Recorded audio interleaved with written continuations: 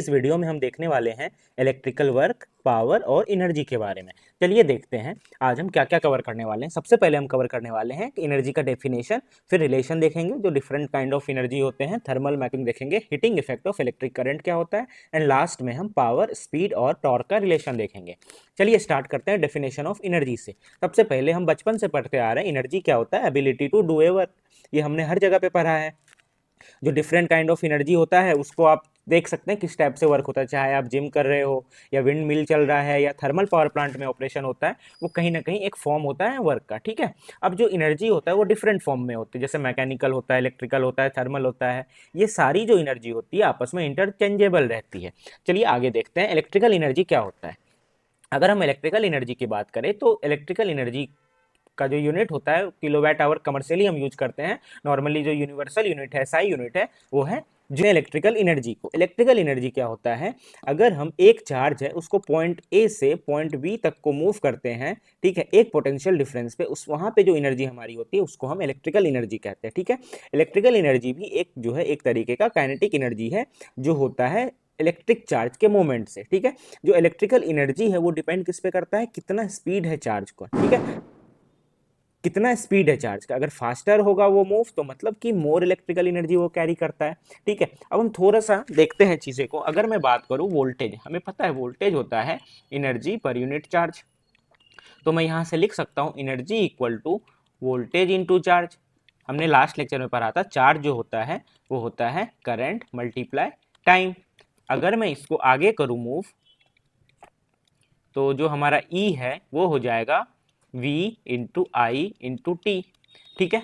अब इसमें हम आगे देखते हैं, इसका जो यूनिट होता है वो होता है वैट सेकेंड और जूल।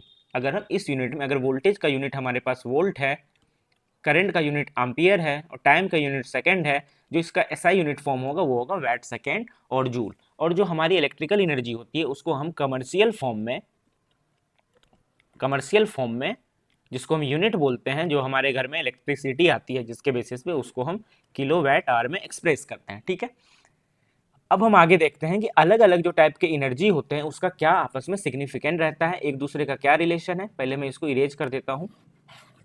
सबसे पहले हम देखते हैं इलेक्ट्रिकल और मैकेनिकल एनर्जी के बारे में। अगर मैं इलेक्ट्रिकल और मैकेनिकल एनर्जी के बारे में देखूं तो सबसे पहले जो 1 किलोवाट आवर होता है वो होता है 1 kilowatt into 1 hour equal to 1000 watt into 3600 second, because 1 hour में 3600 सेकेंड होते हैं।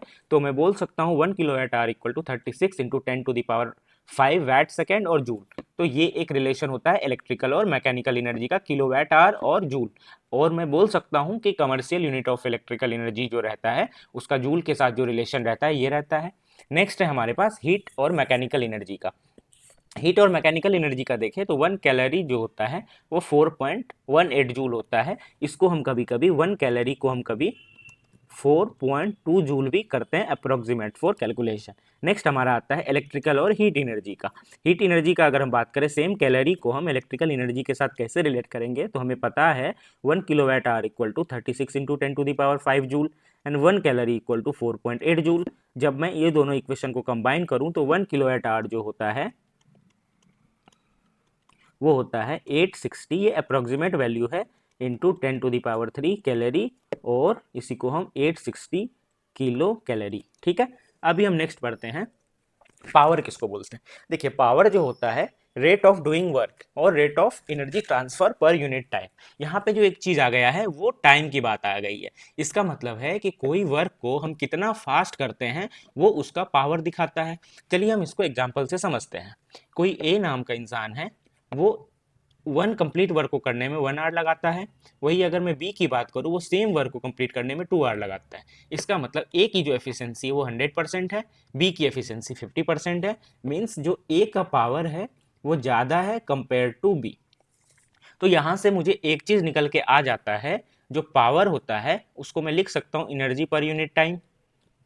ओके, एनर्जी का हमें पता है वो होता है V I T upon T equal to V आई।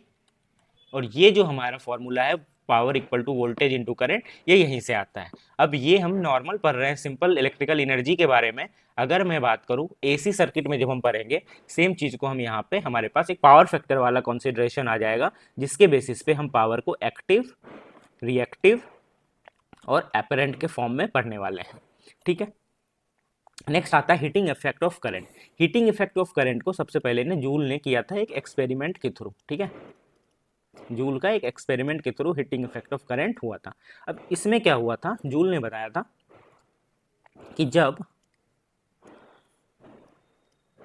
जब हमारे पास आई करंट फ्लो होता है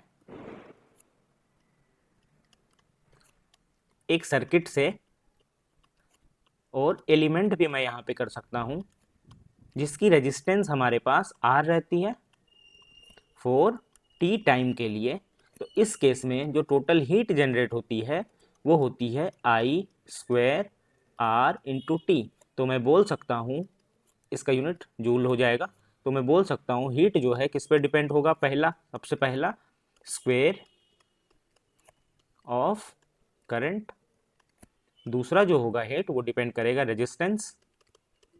रेजिस्टेंस ऑफ मटेरियल और एलिमेंट,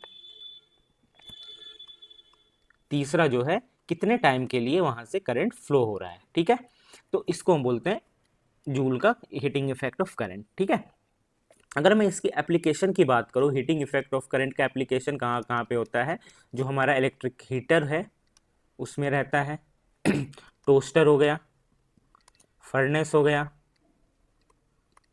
हम जो कपड़े को प्रेस करते हैं वहाँ पे होता है।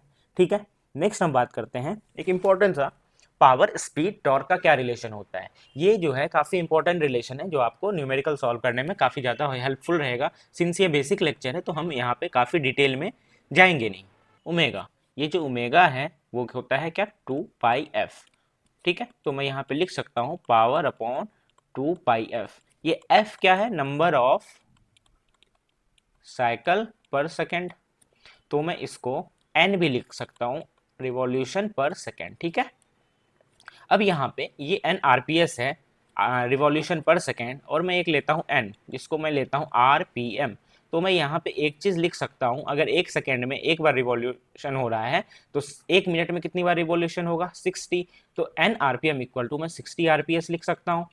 ठीक है, तो अगर मैं इस इक्वेशन पे आगे बढ़ूँ, इसको मैं पावर अपॉन ओमेगा लिखता हूँ, तो इसको मैं लिख सकता हूँ पावर अपॉन 2 पाई एफ, और पावर अपॉन 2 पाई एन, स्मॉल एन लिख सकता हूँ आरपीएस। इसी को मैं लिख सकता हूँ पावर अपॉन 2 पाई आरपीएम अपॉन 60। अगर मैं इसमें आगे जाऊँ तो टी इक्वल टू मैं लिख सकता हूँ power upon 2 pi times 60 equal to मैं लिख सकता हूँ 60 अपॉन 2 पाई इंटू पी। तो मैं आगे टॉर्क को क्या लिख सकता हूँ, अगर मैं इसको कैलकुलेट करूँ ना तो इसकी वैल्यू आ जाती है अप्रोक्सीमेट 9.55 इंटू पी। ठीक है, अब मैं टॉर्क को आगे फर्दर कर सकता हूँ, torque equal to 9.55 into V into I.